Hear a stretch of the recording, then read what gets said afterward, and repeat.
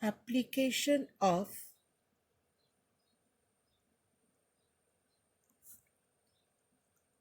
Gauss's theorem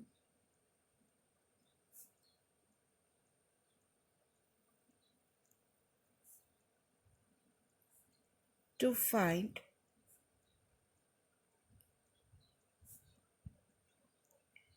the intensity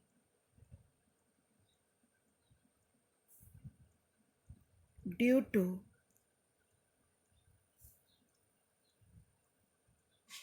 non-conducting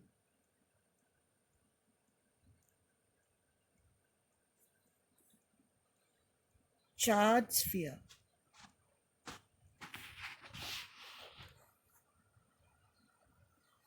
So children, here I have a sphere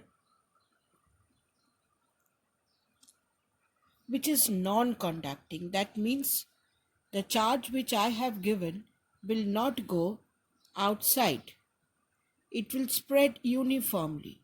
Say this is a sphere of radius r. I have given a charge q to the sphere. It will spread uniformly. Now I want intensity due to a point.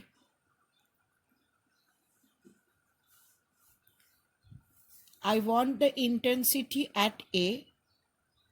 Then I want intensity at B. Then I want intensity at C. I want intensity outside the sphere, on the sphere, and inside the sphere. First, let me find out intensity at a point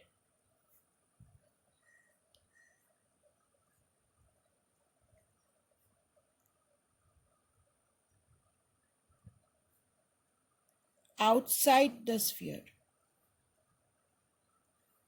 It is outside the sphere. Now, let us consider at a distance r the Gaussian surface, children. This is my Gaussian surface.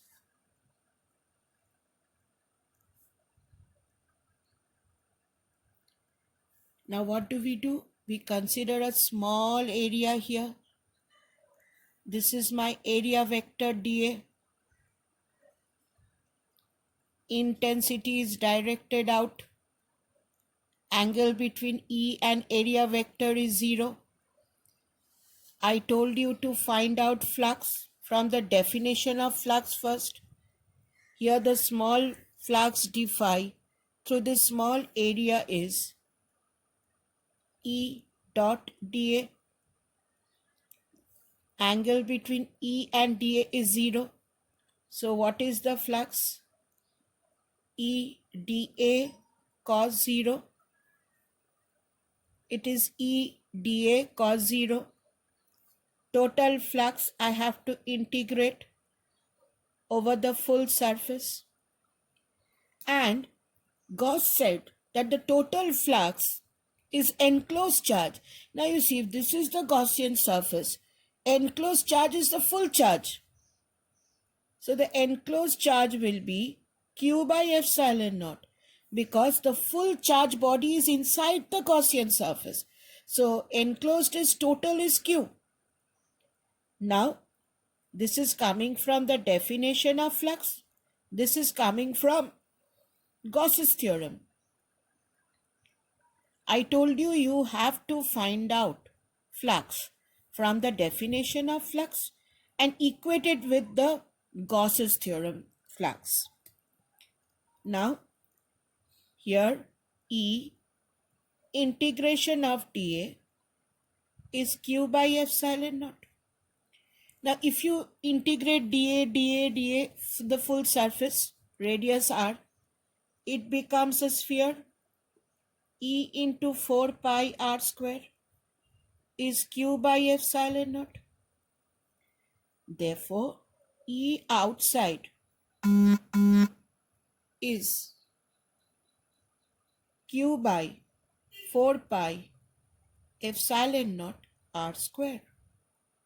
So outside E varies as 1 by r square, which is very similar to the conducting sphere also.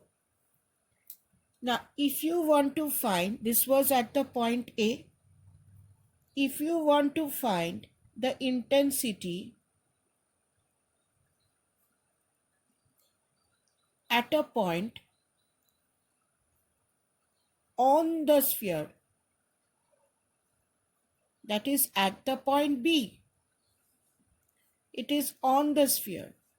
Now, on the sphere, your small r will be equal to capital R. Small r will be equal to capital R. So, if you write this, put the value of small r as capital R, E on becomes Q by 4 pi epsilon naught R square. This is also same as the conducting sphere. Now, next I want to find the intensity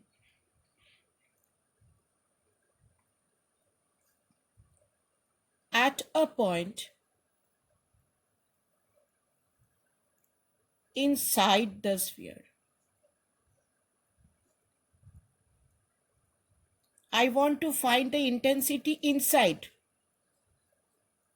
Herein lies the problem, children. This is the difference. Problem is, when you find the intensity at the point C, now my enclosed charge within the Gaussian surface is no longer zero. There is some charge enclosed here. So, what is the charged enclosed? What is my Q enclosed? Here, I assume, say, charge per unit volume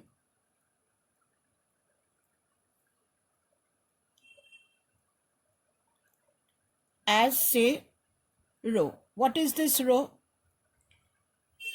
In 4 by 3 pi r cube volume, I have given a charge q.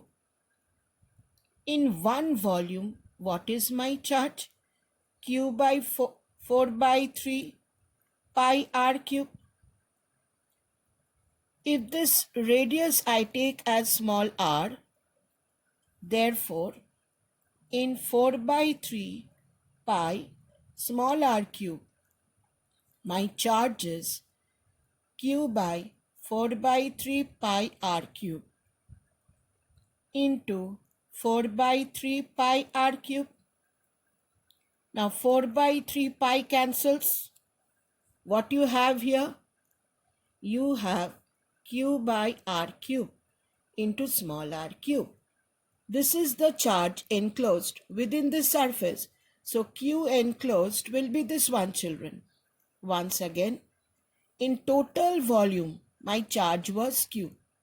In unit volume, this was my charge. And in this volume, the shaded volume, this is my charge.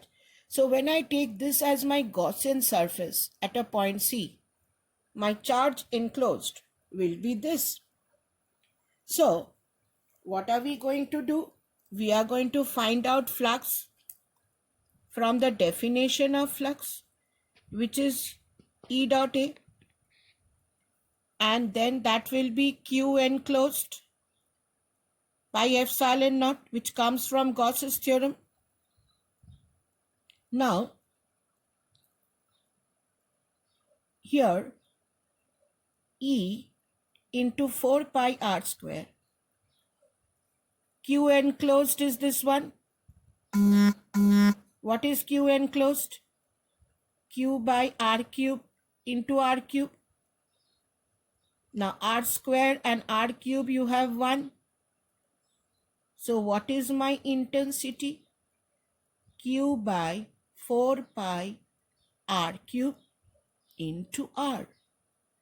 Now peculiarly here, unlike the conducting one, inside a conducting sphere intensity was 0.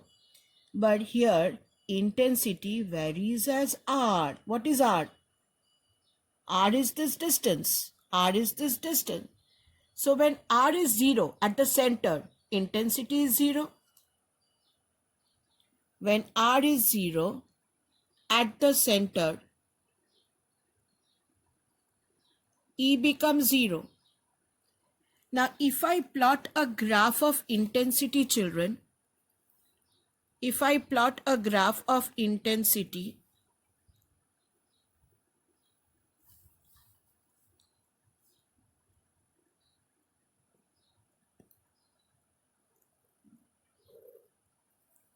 at the center, my intensity will be 0. On the sphere, my intensity is maximum. Here, on the sphere, intensity is maximum.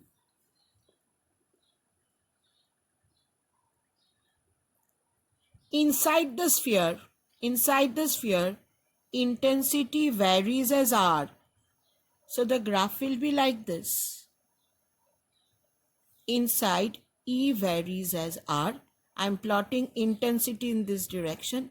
This is the center, intensity 0. Inside, E varies as 1 by r, directly proportional to r. And outside, what happens outside? Outside, it varies as 1 by r square. So the graph will be like this, children. Outside, E varies as 1 by r square. So what is the difference between conducting and non-conducting sphere? In non-conducting sphere, inside, throughout, intensity is not 0. For a conducting sphere, if you remember, for a conducting sphere,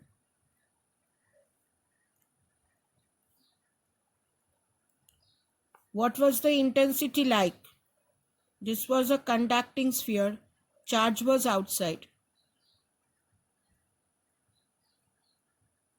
The graph was like this for intensity. Inside, intensity was 0. On, it was maximum. And outside, it varied as 1 by r square. This was the intensity for a conducting sphere. Why? Because inside there was no enclosed charge. E was 0. But for a non-conducting sphere, my charge does not move out. There is some enclosed charge. So inside, intensity is not 0. It varies as r. When r is 0, it is 0.